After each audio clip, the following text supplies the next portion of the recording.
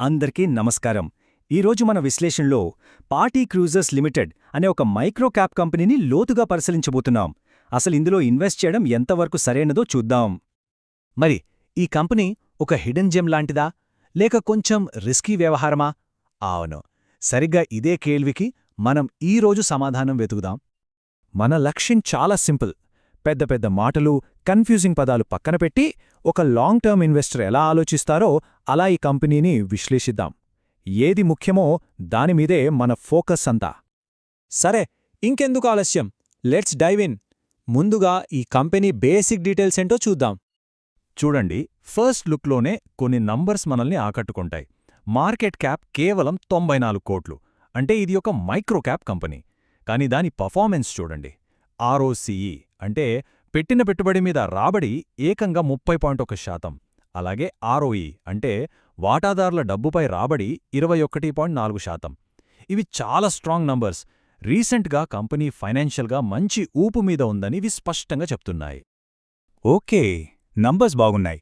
మరి అసలు ఈ కంపెనీ ఏం చేస్తుంది? వీళ్ళ బిజినెస్ మోడల్ ఏంటి? డబ్బు ఎలా సంపాదిస్తున్నారు? ఇక్కడే మనకు ఫస్ట్ క్లూ దొరుకుతుంది. అదే డైవర్సిఫికేషన్. అంటే ఇది కేవలం ఒకే రకమైన వ్యాపారం కాదు.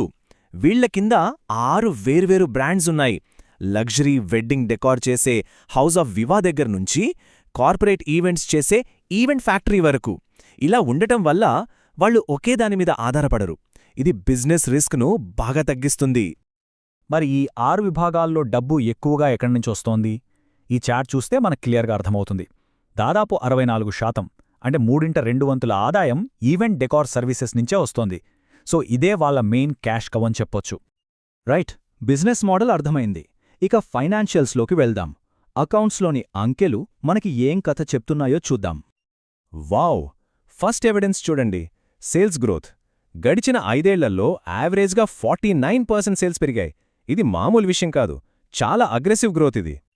అయితే సేల్స్ పెరిగితే సరిపోదు కదా, లాభాలు కూడా రావాలి. ఇక్కడ అదే జరిగింది.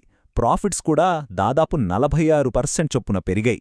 అంటే ఈ గ్రోత్ కేవలం టాప్ లైన్లోనే కాదు, బాటమ్ లైన్లో కూడా కనిపిస్తోందని అర్థం. ఒక ఈవెంట్ మేనేజ్మెంట్ కంపెనీకి ఈ రేంజ్ ప్రాఫిటబిలిటీ మెట్రిక్స్ ఉండటం నిజంగా గ్రేట్.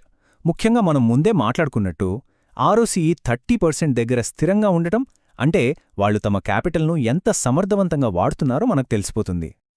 ఇక బ్యాలెన్స్ షీట్ విషయానికొస్తే ఇక్కడ కథకు 2 వైపులా ఉన్నాయి. పాజిటివ్స్ ఏంటంటే కంపెనీకి అప్పులు లేవు, జీరో డెట్. ఇది చాలా పెద్ద ప్లస్ పాయింట్. అలాగే ఇది ఒక అసెట్ లైట్ మోడల్. కానీ మనం గమనించాల్సిన విషయాలు కూడా ఉన్నాయి. వర్కింగ్ క్యాపిటల్లో అప్పుడప్పుడు పెద్ద మార్పులొస్తుంటాయి. అలాగే రావాల్సిన బకాయిలు అంటే రిసీవబుల్స్ ఒక్కోసారి పెరిగిపోతుంటాయి.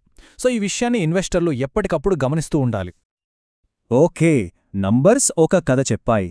కానీ ఒక కంపెనీ సక్సెస్ కేవలం బ్యాలెన్స్ షీట్లోనే ఉండదు కదా. మరి ఆ కనిపించని అంశాలు ఏంటి? అవే బ్రాండ్ పవర్, మేనేజ్మెంట్. ఒకసారి చూడండి, అర్పితా ఖాన్, షాహిద్ కపూర్, ఇమ్రాన్ హష్మీ ఇలాంటి పెద్ద పెద్ద సెలబ్రిటీల వెడ్డింగ్స్ హ్యాండిల్ చేశారు. ఈ ఒక్క విషయం చాలు వాళ్ళ బ్రాండ్ వాల్యూ ఏంటో చెప్పడానికి.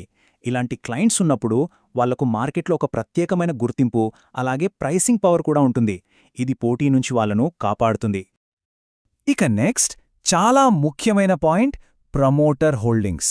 ఇది ఒక ఫ్యామిలీ రన్ బిజినెస్. ప్రస్తుతం ప్రమోటర్ల దగ్గర దాదాపు 68% వాటా ఉంది. ఇది మంచి విషయమే.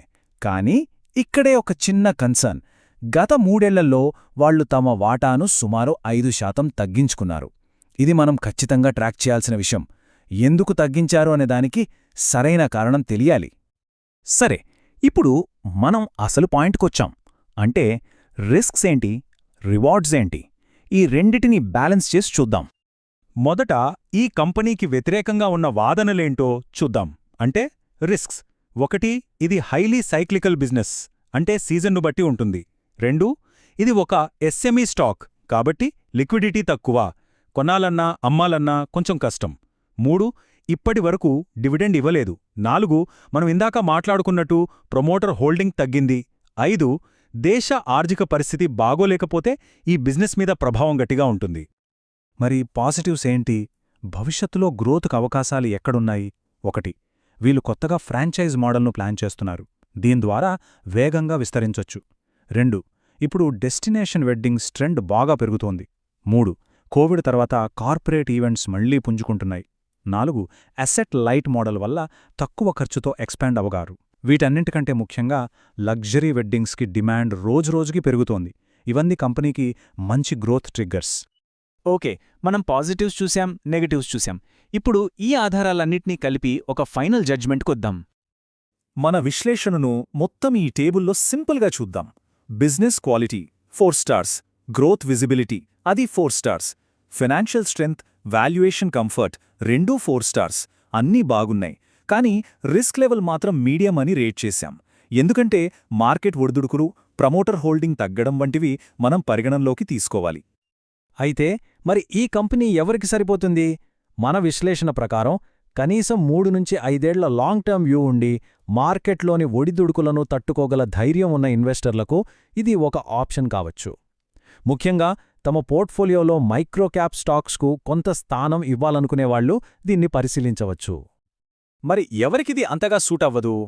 ఎవరైతే సేఫ్ ఇన్వెస్ట్మెంట్స్ కోసం చూస్తారో, అంటే కన్జర్వేటివ్ ఇన్వెస్టర్లు, లేదా రెగ్యులర్గా డివిడెండ్స్ కావాలనుకునేవాళ్లు, అలాగే షార్ట్ టర్మ్ ట్రేడింగ్ చేసేవాళ్లు, వీళ్లకు మాత్రం ఇదెంత మంచి ఆప్షన్ కాకపోవచ్చు.